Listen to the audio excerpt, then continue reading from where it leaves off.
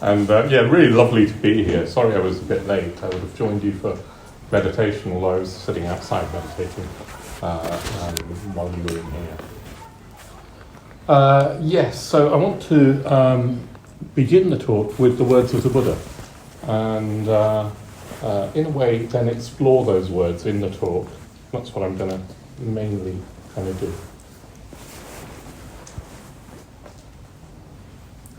Wandering through many lives, seeking but not finding, the builder of this house, repeatedly experiencing the suffering of birth. House builder, you have been seen. You will build no house again. All your rafters are broken. Your ridgepole is demolished too. The mind has gone to the unconditioned and reached the end of every kind of craving. They're verses from the Dhammapada, and they are said to be the first words that the Buddha uttered, probably to himself, in a way to the universe, to the whole cosmos, after his attainment of enlightenment, the first words. So they're going to be significant words, and those are the words that I want to particularly explore on Buddha Day as we here mark the attainment of enlightenment of the Buddha. I'm going to begin by talking about the fact that the Buddha to be, Siddhartha Gautama, was on an existential quest. When he saw those four sights, old age, sickness, death, and then the wandering holy man, it sparked in him a questioning about the meaning of life, particularly in the face of suffering and death. What are we doing here, and what are we to do with our lives in the knowledge that we will one day die? What are we meant to be doing here? It's that sort of very human, very common in a way, question that sparked off the whole journey, the whole quest that led to the Enlightenment 2,500 years ago. And I want to sort of just say that I suspect that all of us, at some point or other, are in touch with that sort of existential questioning. I suspect that most of us have had that at some point or other. Maybe that's what brought you to the Dharma in the first place. But it's easy to lose sight of that questioning as we grow older, and perhaps even as we practice Buddhism. It's easy to somehow lose sight of that. I think I had this questioning quite early on as a kid, as a young boy. I had this sort of, I was existentially challenged, I think.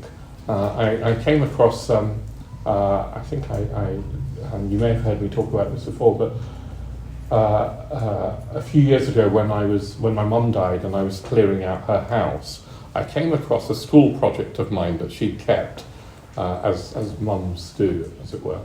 And I think it was probably at the age of around 9 or 10. It was certainly before I went to secondary school at 11. And it was a little project called What is Life? Big question mark. And then throughout the sort of pages of the project, I charted a human life. It happened to be a man who lived to 100. So I talked about birth, and then childhood, and then adolescence, and then youth, as he was as a young man, and then middle age, and then old age, and then his death. And throughout, I was sort of questioning. I sort of talked about birth as being painful, and you wouldn't choose to be born. I got a little tick from the teacher. And then I talked about adolescence being, a time when nobody understood you, and I was 9, and then I talked about old age and sickness, and I concluded with this sort of bar chart, divided into decades, with a little blue bar for the unhappy times and a red bar for the happy times by that decade, scored it out of 100, added it all up, and concluded that there were more unhappy times than happy times, and why would you bother? Anyway, I got a little tick from the teacher at the end. So I was quite challenged as a child, and I think I don't think I was unhappy. I was quite happy as a kid as well. But I think that questioning led me to the Dharma. I'm sure it did. As I've grown older, and I'm now in my late 50s, I can really feel and notice this pull of settling down. So I've come to the Dharma. I found a teacher. I've got ordained. I've committed my life to practicing the Dharma, to orientating my life to the Three Jewels, and now I want to just put my feet up, or at least there's a large part of me that wants to put my feet up. And so partly I'm talking to myself when I say that we've got to keep this questioning, this questing alive. A lot of people come to the Dharma not necessarily because they've got those sort of existential questions, but simply because they're not very happy, and they have an inkling that meditation and Buddhism will make them happier, will at a sort of psychological level will help them. And if you practice sincerely, I think it can help you at that psychological level, particularly if you practice not just meditation and ethics, but in the context of a Sangha. If you practice in the context of friendship, then I think there's real benefits, psychological benefits, just becoming a happier, healthier, rounded human being who can get on with other people, get on with life, be reliable and generally skillful and ethical. I think that is a magical kind of thing that Triratna offers many, many thousands of people, and the world definitely needs that. Many, many people will need just a basic, happy, healthy human life. And it's not enough. That's what I want to say. It's not enough. Sooner or later, if that is how we've come to the Dharma, sooner or later, if you want to go further, you have to discover that existential questioning. You have to have that existential quest. At least that's what I'm sort of proposing. I think particularly if you have asked for ordination and want to join the order, or if you have joined the order, you have to have this existential quest alive. If you haven't got this sort of questioning, if you do just want a comfortable, sort of relatively healthy, relatively skillful life, by all means practice the Dharma, practice within Triratna, practice with the Sangha, but don't ask for ordination. Because you're not asking for just a comfortable life when you ask for ordination. You're asking for a challenge. You're asking to embark on, if you haven't already embarked on this existential quest, to confront yourself with the deepest questions that human beings can ask.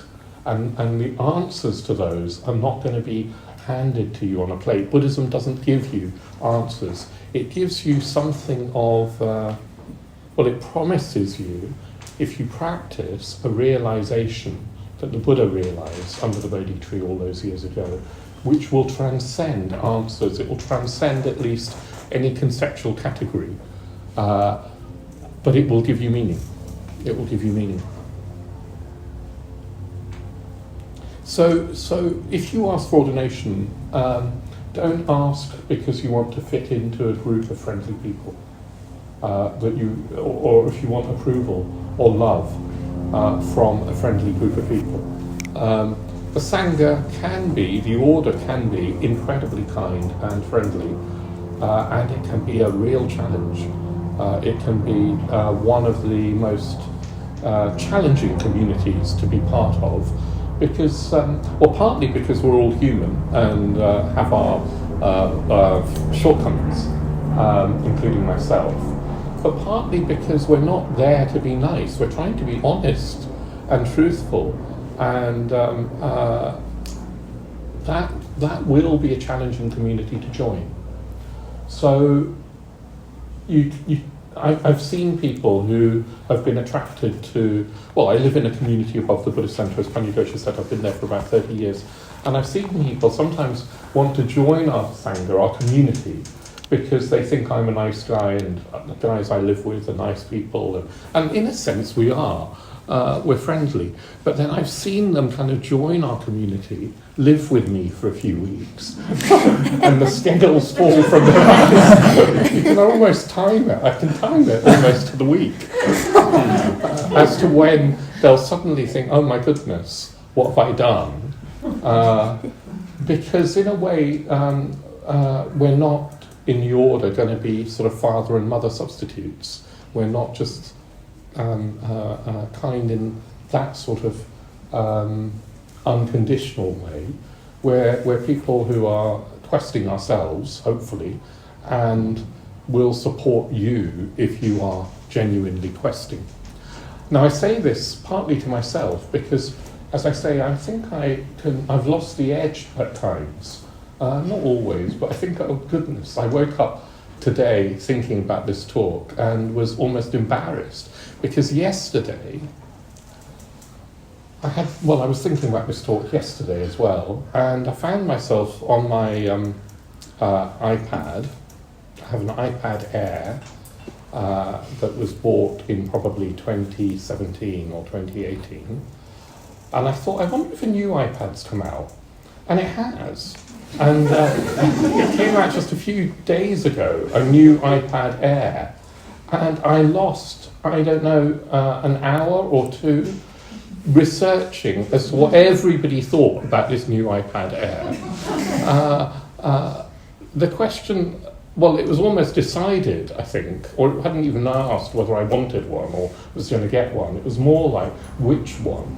Because there's an 11-inch screen and a 13-inch screen. And then you compare that with the iPad Pro and you get a better screen.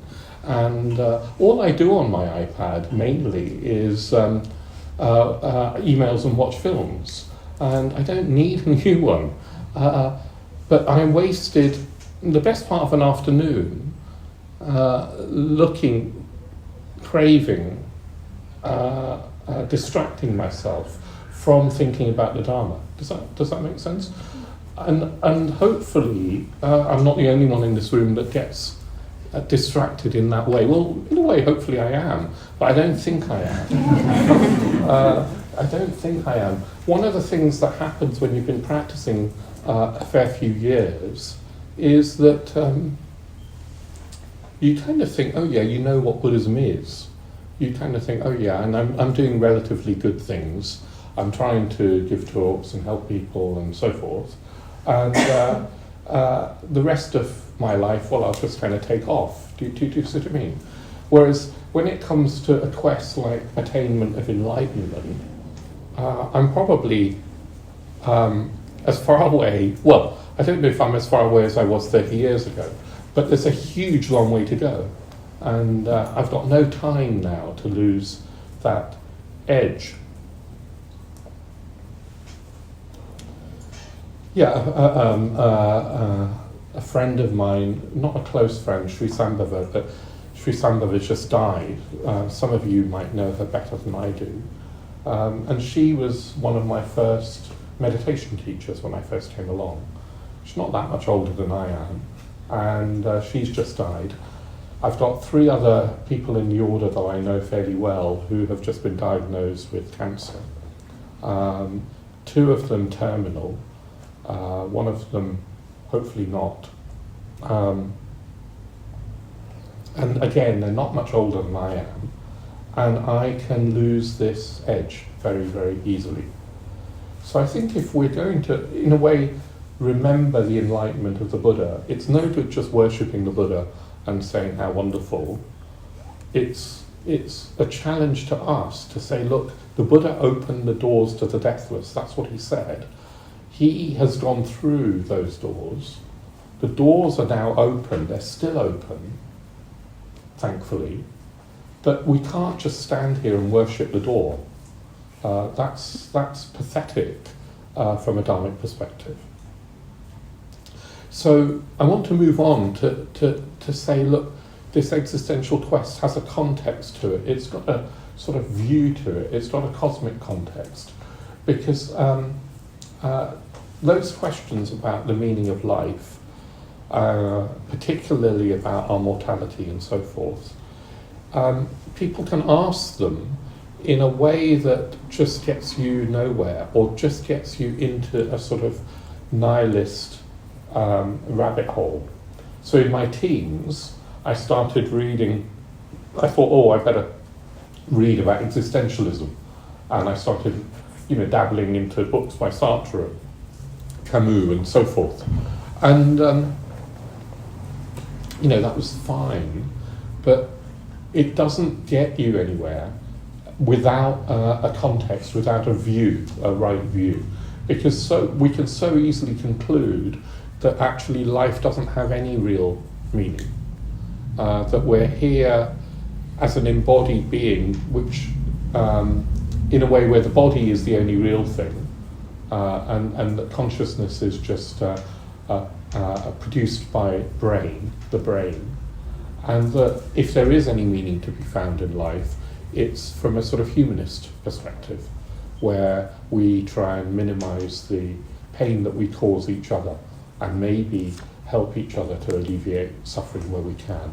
Not a bad conclusion, but it's certainly a long, long way from the Dharma, a long, long way from Buddhism.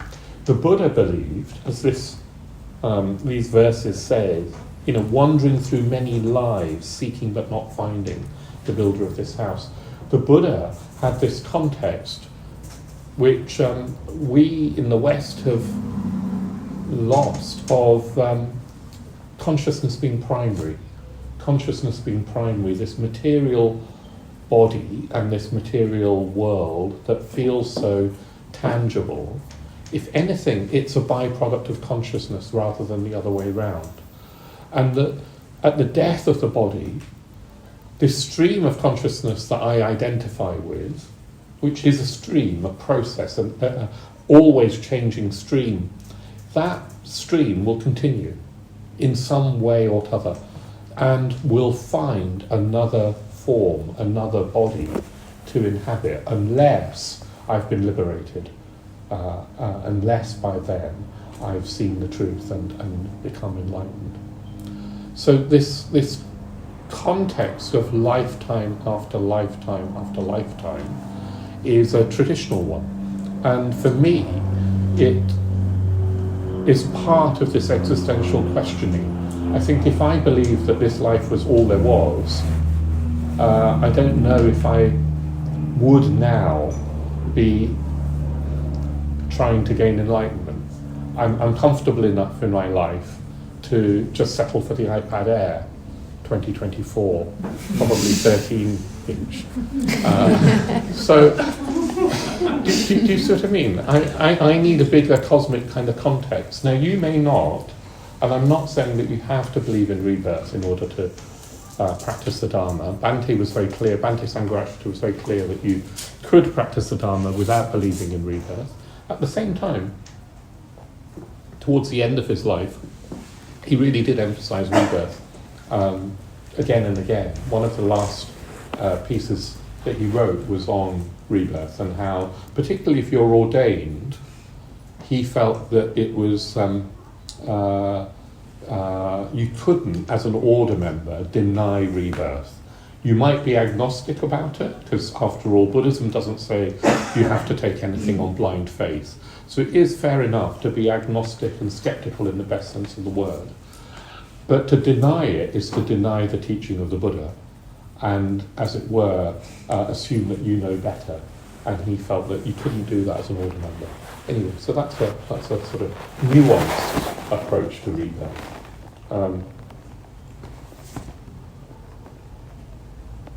It's not just rebirth, because rebirth might sound quite attractive. It's this notion of an endless round of samsara, and that does not fulfill. Wandering through many lives, seeking but not finding, the builder of this house, repeatedly experiencing the suffering of birth. It's a sense, not just a sense, it's a knowing that this being born, looking for fulfillment, absolute fulfillment, never quite finding lasting fulfillment, dying and then doing it all again, thousands and thousands, well, countless times, is dukkha. We may not kind of feel that this life is dukkha, but that's probably because we don't yet have any other context or perspective by which to judge it. If this is all we know, then we'll probably make the best of it. The Buddha had a vision of something that goes beyond this life.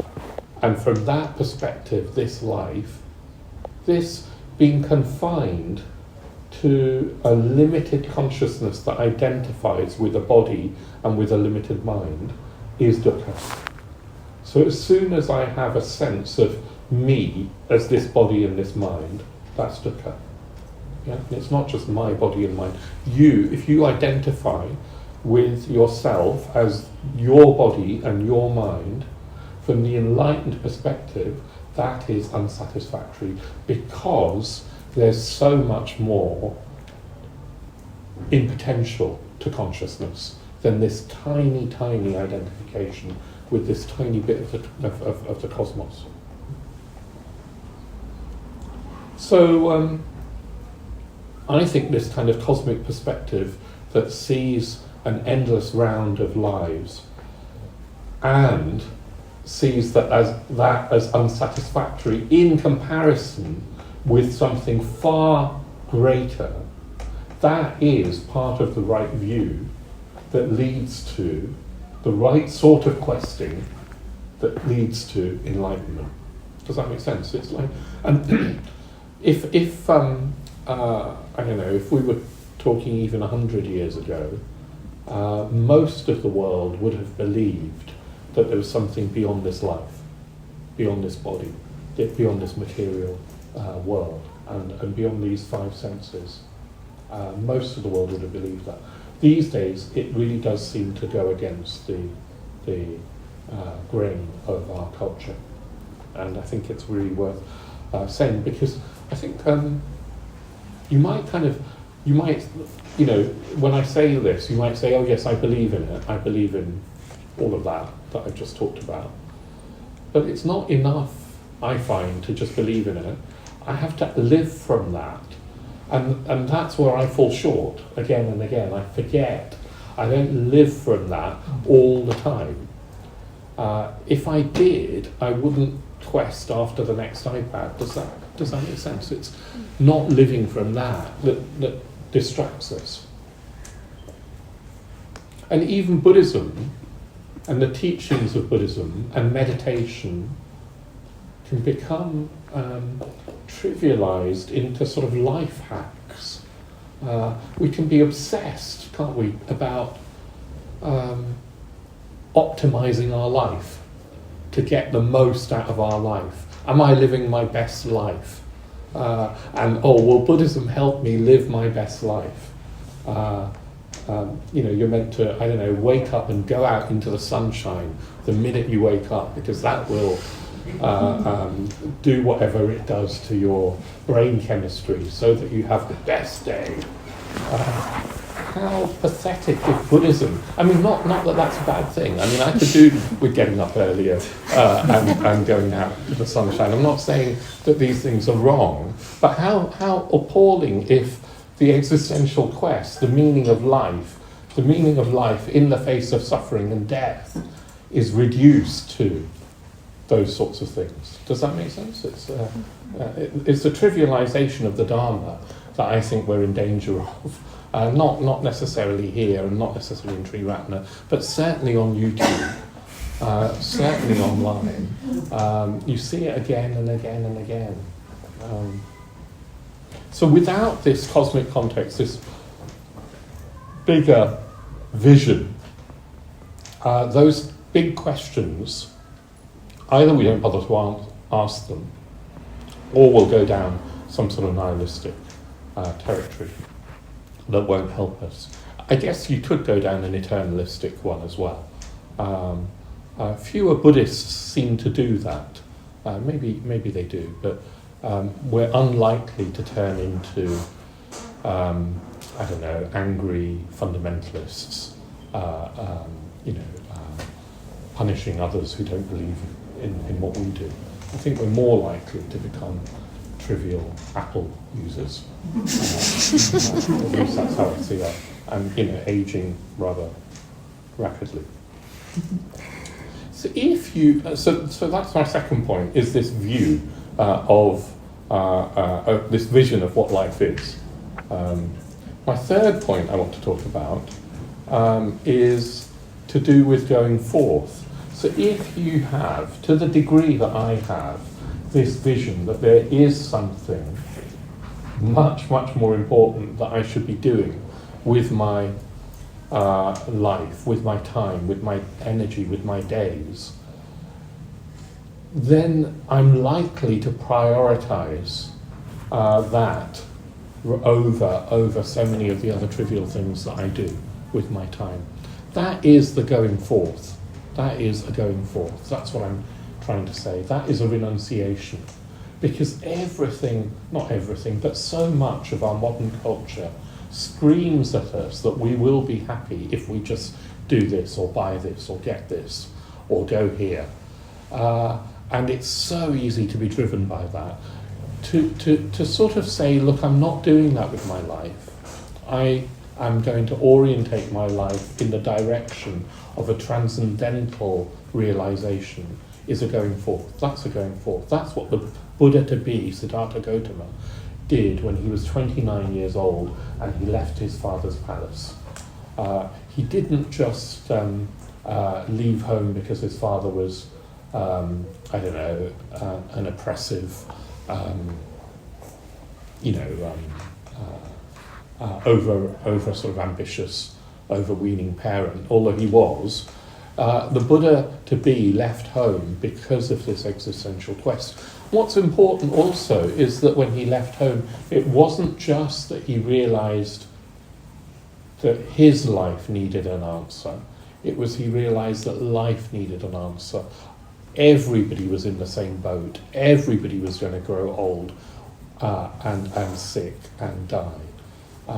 Those that he loved and those that he didn't know.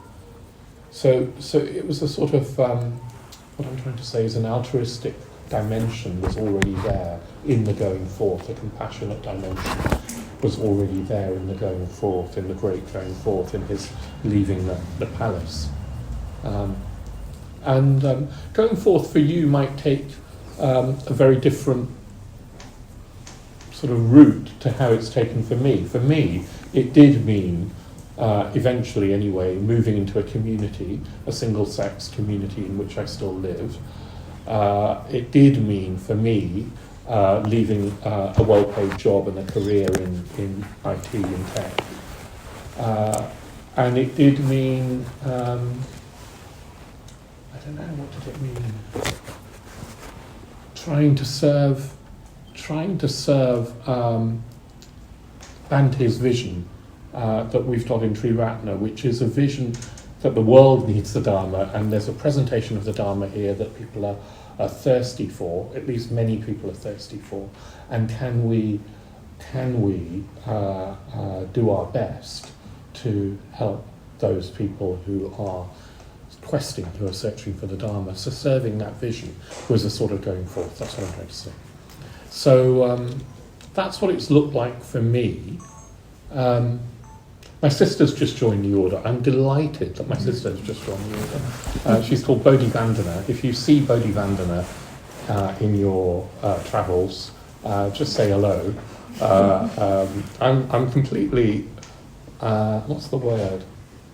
Well, I'm over the moon about it. I can't quite believe it, actually, that she's joined the order. Anyway, Bodhivandana went to see Bhante before she was Bodhivandana. She only got ordained last October. She saw Bhante, I don't know how many years ago. She only saw him once, met him once. And he knew that she was my sister.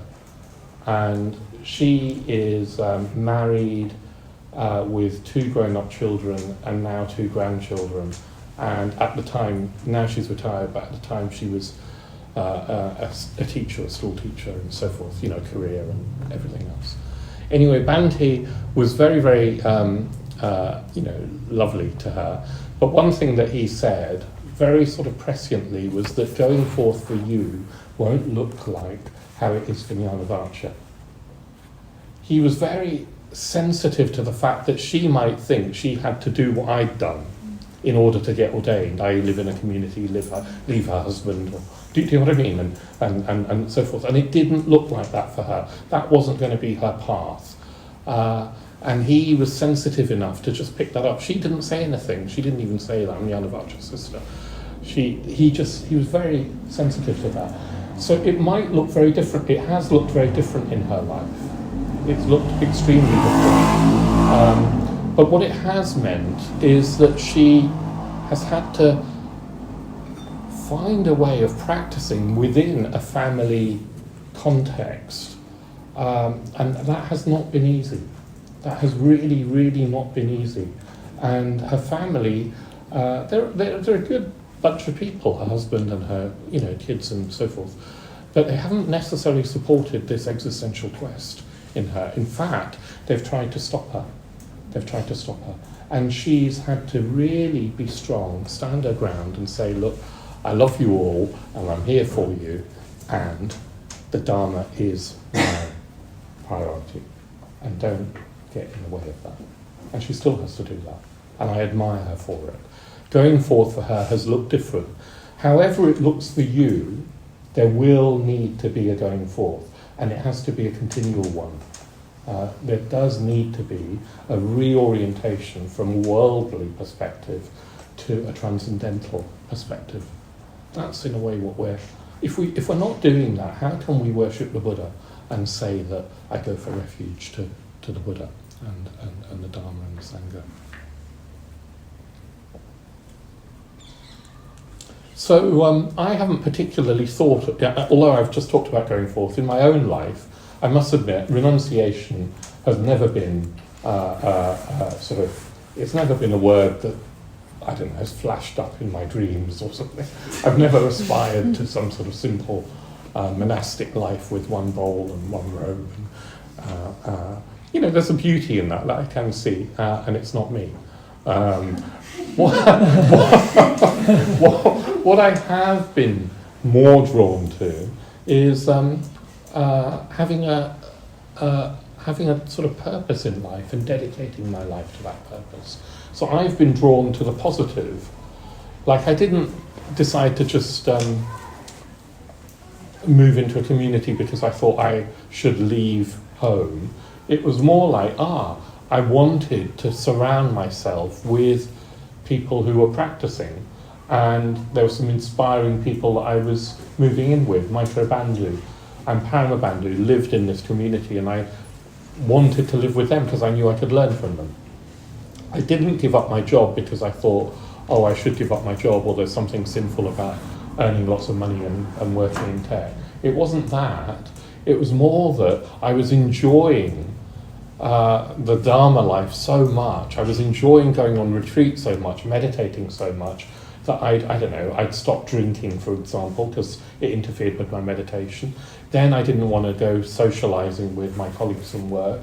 Then it became a little less fun. I was living in a community. I didn't need all the money that I was earning. Why was I sort of having to work longer and longer days doing something that I didn't really believe in, when there was something that I did believe in that was much more satisfying? So I was drawn to the positive. That's what I'm trying to say.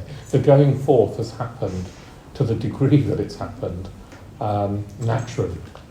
You know, I can remember going on some ordination training retreats, going for refuge retreats, and being sort of very, very inspired and having my world turned upside down in a very inspiring way, and then going back to work and people saying, "Did you have a nice retreat?" And I wanted to shout at them and saying, "It's not about nice." And, no, I didn't. And it's the most important thing that I could be doing. So in the end, I felt I had to choose. Does that make sense? I had to choose. Choosing means a going forth sometimes. So the Buddha says, he talks about the house builder. The house builder. He means, I think, the impulse to have a body and a mind that's associated with that body. This identity that we have of me as a body and mind is the house, And the Buddha has seen through that whole construct. He's seen through the construct of self. He's seen through the fact that there isn't such a thing as a me, as a self. There is this body, and yes, there is this mind, but the body is not a thing. It's part of this whole cosmos. It's some processes that have arisen and are temporary in this whole phenomenal existence. It's a sort of wave on the ocean of the cosmos. It's a ripple actually on the surface of something vast. It's not a thing. And the mind is not a thing. The mind is a set of processes, never static, never still from one moment to the other. Otherwise meditation would be straightforward. We wouldn't need to meditate. The mind is dynamic, it's not a thing. The body and the mind is not a thing. We identify with this set of processes as if they were a thing and I was somehow in them, or they were mine. So when I say Jnanavaca, I am using shorthand for this body, this mind, but there is no such static entity called Jnanavaca. The Buddha saw that, and in seeing that construct of self, he saw that this impulse to create an identity is at the heart of all our suffering. This impulse to create an identity is at the heart of all our suffering. It's a very, very deep-seated impulse. It's like, I think it's as deep as, well, in modern day terms, you'd say it's as deep as a survival instinct. It's like evolution, millions of years of evolution has bred into us this instinct that I'm a separate self that must protect myself. I'm an organism with a boundary that must be protected. That is as deep as the survival instinct, because if we didn't have it, that instinct, I don't know, we wouldn't have survived. We wouldn't have survived as a race, we wouldn't have survived as individuals. Even a newborn infant has that instinct, I think, probably. Like they'll cry when they want milk. Do you know what I mean? They'll have some sort of instinct to survive. And the Buddha saw that instinct is a sort of clinging. It's a desire. It's craving at its most essentialized. That is the instinct that after the death of this body will govern the formation of a new body and a new form. It's what propels consciousness to find form. It's like after the death of this body, I will be, I don't know what state I'll be in, but if I haven't seen through the delusion of a fixed separate self, I will be feeling lost. My consciousness will be flaying around looking for some stability. And that stability will I think, lead me to a new identity. That we're looking for stability, sorry, will lead me to a new identity.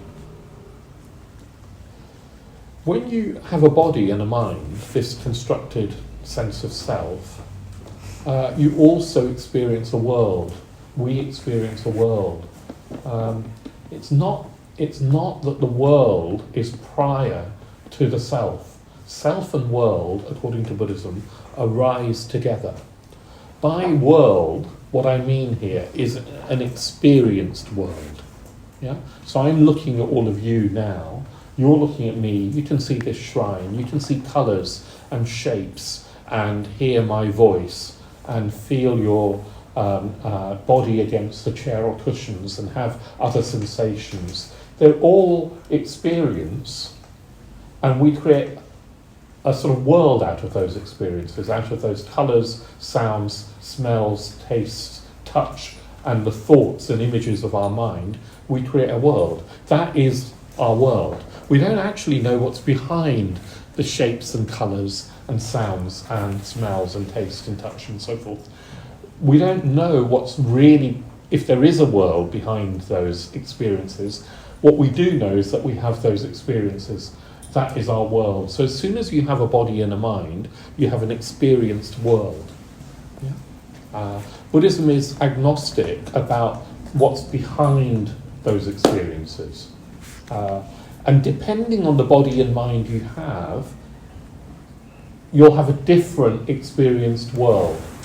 So a fly in the room now would be having a very different experienced world to me and you, because the fly's senses are very different. Yeah? If you were a neutrino,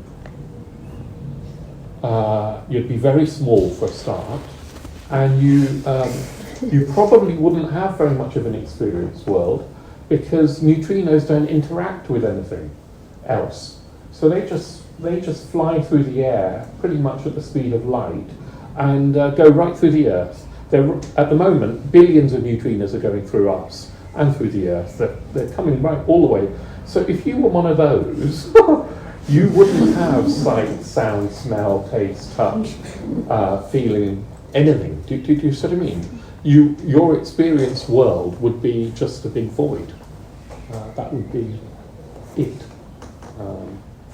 So as soon as you have a body and mind, you have an experienced world, and the Buddha saw that experienced world is a construct too.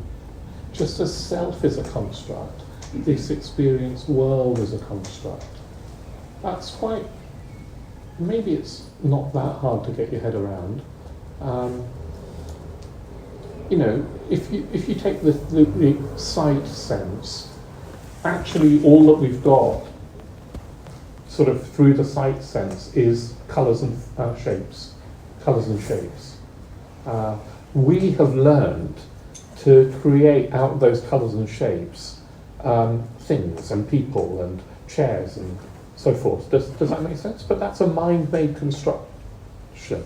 A newborn baby, my great niece, Bodhi Vandana's granddaughter, is about 3 months old, and she's called Arya, and she hasn't learned probably to do very much with the shapes and colours that she experiences. There's just shape and colour.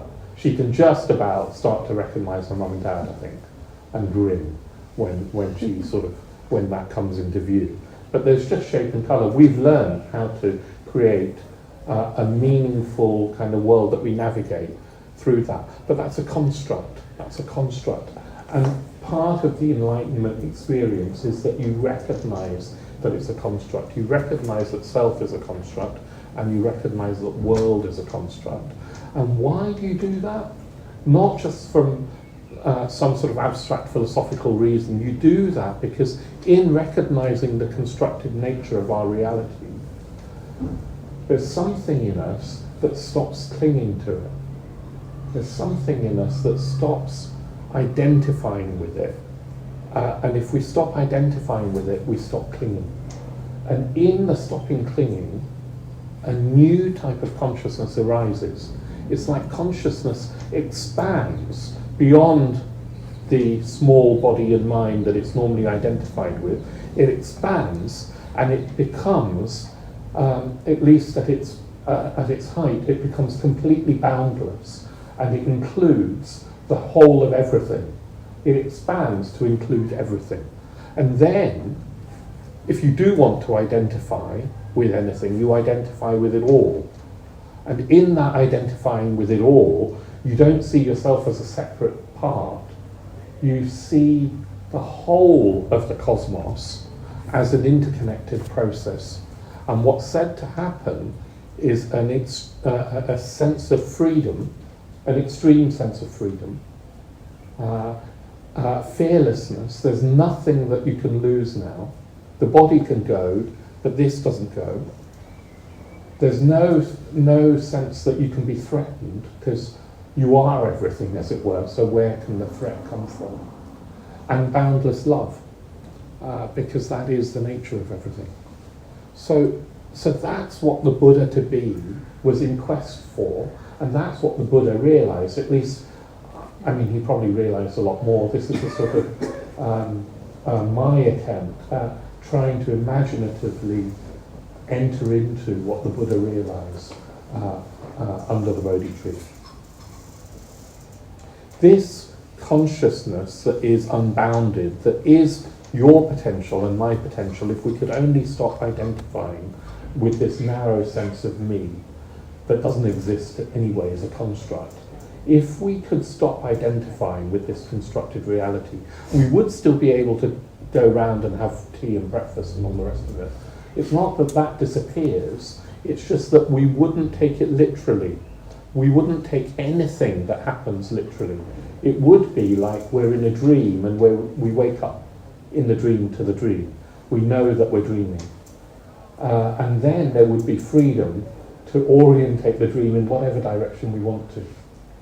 And the Buddha orientated it in the direction of love, in a way that is the natural direction of the enlightened mind. I want to say a couple more things though. The Buddha's enlightenment wasn't just a significant event, if that's the right word for him. Obviously, it's significant for us and for millions of people who have followed the path to enlightenment. Obviously, that's the case. But what I'm trying to say is that it's of cosmic significance. It's of significance to the whole of the nature of reality. It's as if this whole sort of process that you could say is the evolution of the cosmos. This is an as-if way of talking. It's not a metaphysics. It's a sort of poetic way of talking. It's Bante's hinted at this as his experience. It's like the whole of the cosmos wants to realize itself, know itself. And in the enlightened being, in the Buddha, it recognized itself for the first time. It knew itself in human form. A human being had the mind of the cosmos suddenly. It was unbounded consciousness in human form, and it was as if reality knew itself, became conscious of itself for the first time. And once that had happened, a doorway had opened in reality. Something had been, started, unleashed, which was, I don't know how to say it. It's like a force has been unleashed that we can still open up to. The force of enlightenment is now in reality. Maybe it was always, because we're talking about enlightenment isn't in time or space. So this is why it has to be poetic, this sort of language. I don't mean it literally. But it's as if there's the enlightened mind can be experienced as a force now in reality, and you and I can open up to that. When we bow down to the Buddha, when we go for refuge to the Buddha, Dharma and Sangha, when we orientate our lives, to whatever degree we orientate our lives, to the going for refuge to the Three Jewels, when we go forth, when we imaginatively engage with the ideal, we're opening up to this force.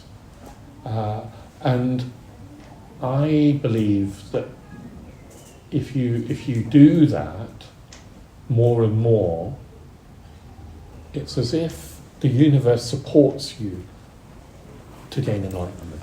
You're not on your own. We're not on our own. It's like the Buddha and the archetypal Buddhas and Bodhisattvas, which are images of the enlightened mind, are supporting you. The reality is supporting us in a quest. It's not arbitrary what we're doing. That's what I'm trying to say, that the Buddha's enlightenment is not just an arbitrary thing that happened to one individual. It's of cosmic significance.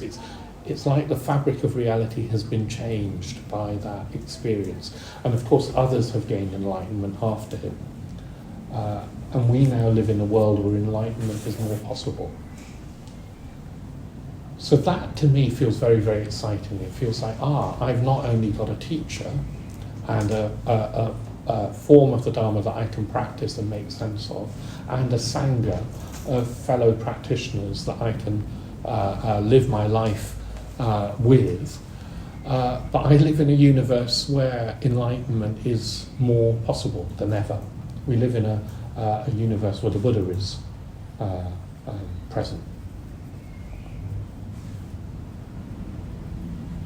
Okay, I'm going to start wrapping up, but the Buddha, of course, gained enlightenment at the age of 35, and he lived for another 45 years teaching the Dharma. He wasn't, well, it's said anyway, that he wasn't sure whether he would be able to communicate his experience, if it's an experience. He wasn't sure that he could communicate enlightenment to anybody else, because it was so profound. This consciousness that he had opened up to, this letting go of any identity whatsoever, and this opening up, took him into a dimension beyond time, beyond space, beyond form. And yet he still had a body. So he was still operating in this world of time and space and form with a consciousness that was beyond it.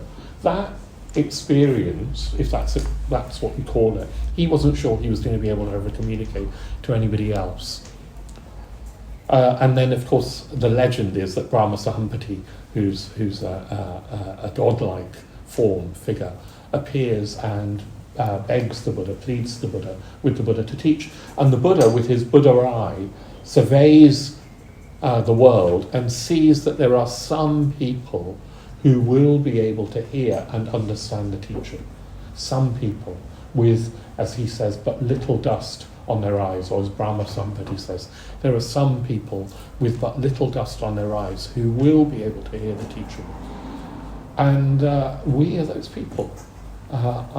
Just to have come here to a Buddhist centre and to be practicing means that we have, hopefully, but little dust on our eyes. And the Buddha taught for those people, for us. He himself, in the Pariyesana Sutta, says, "Then I replied to the Brahma Sahampati in stanzas, open open for them are the doors to the deathless. Let those with ears now show their faith. Thinking it would be troublesome, O Brahma, I did not speak the Dhamma, subtle and sublime. Open for them are the doors to the deathless." And then the Buddha spent the rest of his earthly days teaching as many people as he could. And many, many people saw what he had seen. Many people saw what he had seen. And the Dharma was communicated. And we are the heirs of all, not just the Buddha, but all those people who saw the Dharma, right down to, I believe, Bhante, who saw the Dharma more deeply than I've seen, and more deeply than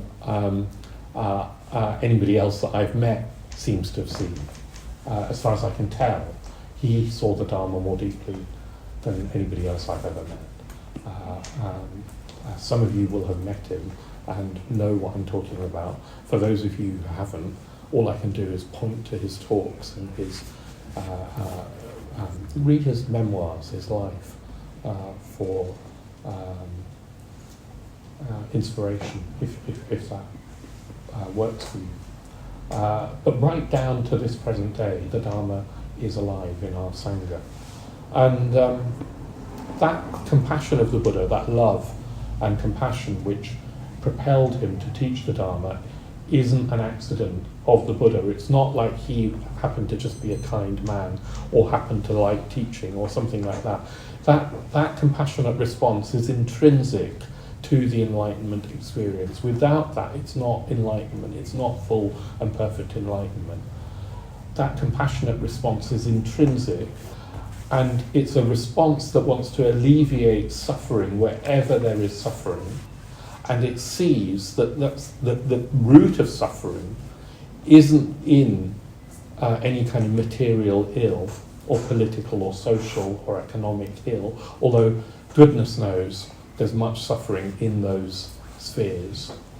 But the root of suffering is this very clinging, this very, very instinctive clinging that we have to being itself, to life itself, to identity itself. That doesn't mean that we then jump off the nearest bridge or something, because that would be a clinging to non-being. Clinging to an annihilation of life is also a sort of clinging that the Buddha transcended. He's said to have transcended 3 types of craving. One is for sense experience, any of the senses, and any experience that the senses can provide. He's transcended that because he's seen that they don't actually, they're constructed, they're like playing with toys. He's grown beyond sense experience. He's transcended the craving to be, to exist, but he's also transcended the craving or the clinging to not exist. So that feels then inconceivable. What is he? Who is he? A being that has no sense of being nor non-being, or desire for non-being or being, or for anything in this material world.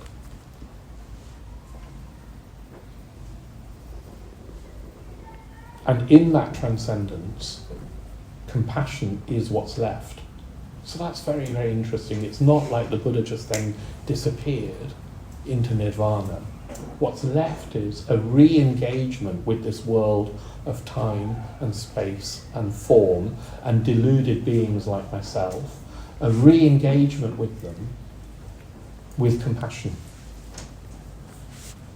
Now for us, I think that's a really important point, because I'm not enlightened, and I don't know if in this lifetime I'm going to get there. I do believe it's possible.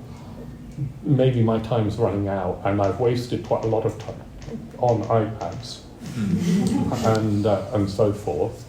So I don't know whether in this lifetime how far I'll go. In a certain sense, I'm not that bothered. I feel very, very grateful for the life that I've got and had so far. So that's great. But what is important is that if I do want to orientate my life to enlightenment, then I too need to learn to love unconditionally. That unconditional love that is what enlightenment, how it manifests in this world, is part of the deal.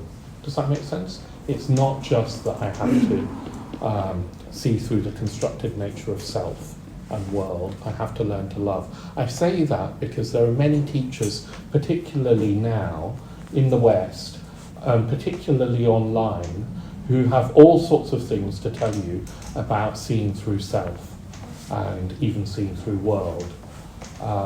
Unless they're also teaching us to love, teaching us metta and the great love, teaching us to be less self-centered and more loving, unconditionally, even to those that we really don't want to love. Unless we're also doing that, we're not moving in the direction of the Buddha's enlightenment, where wisdom and compassion were completely conjoined. Does that make sense?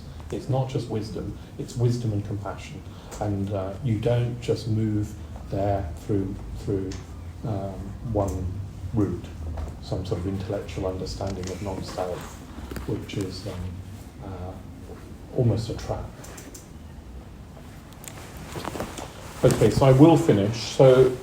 So just to summarize, I was saying that, look, we need to get in touch with and stay in touch with that existential questioning that we've probably all had at some point. We need to stay in touch with this cosmic context, this view that goes beyond one lifetime, as if we're going to get what we can in this lifetime and then never mind the rest. There's a bigger cosmic perspective that the Buddha was teaching. It goes beyond eternalism and goes beyond nihilism. We need to be prepared to reorientate our lives, in fact dedicate our lives, if we want to follow this quest. And that will involve a renunciation, a going forth, and that will look different for every person in our Sangha. We need to be really reflecting on the deepest issues, particularly of who am I and what is this world? And trying to see the truth that what I normally think of as me and what I normally experience as the world is a construct and can't be the final reality, can't be worth clinging to. We need to, in a way, cherish any glimpses we have of going beyond that dualistic way of perceiving, any glimpses that we have of a wider consciousness, anything that we've experienced where consciousness has expanded and we feel bigger than just our body and mind, where we feel a bit more identified either with other people or with the whole world. Any of those glimpses are pointing in the right direction, however they happen. We need to remember that this practicing of the Dharma isn't just an individual thing that somebody else might choose to practice ceramics and I practice the Dharma and we're both doing our thing. It's not quite like that. This practicing of the Dharma and this existential quest is of cosmic significance. It's trying to say this is the nature of reality. And human beings have the capacity to realize that. It's of cosmic significance. And we need to remember that in all of that, compassion is at the heart of it, love is at the heart of it. And every time we move in the direction of metta, of maitri, of identifying with more than this me, little me, we're moving in the direction of reality, of this quest. And of course, that enlightenment has been attained, and that means that it's easier for us to attain it, because the forces of enlightenment, the Buddha's mind, is there all the time trying to wake us up. Wandering through many lives, seeking but not finding the builder of this house, repeatedly experiencing the suffering of birth. House builder, you have been seen. You will build no house again. All your rafters are broken. Your ridgepole is demolished too. The mind has gone to the unconditioned and reached the end of every kind of craving.